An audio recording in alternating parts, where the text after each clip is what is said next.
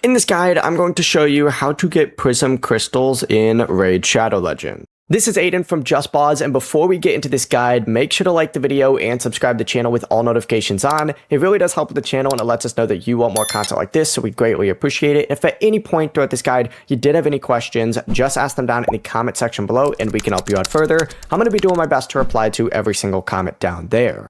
Now, Prism crystals are only available around certain summon pool events, so you cannot just farm them permanently from campaign stages or dungeons. While the summon pool is active, you essentially just need to open up the events and tournaments tab from the Bastion and check each reward track on here. Go ahead and complete the listed objectives and reach any milestones offering Prism crystals. It looks like right now there's none available. Maybe there'd be one in this events tab instead. So always make sure you're checking tournaments and events. Those are probably the most important things to do.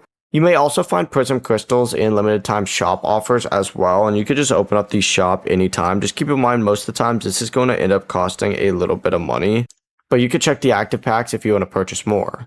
Once you have enough, simply open up the portal, then go ahead and go to the summoning pool and use your Prism crystals from this section.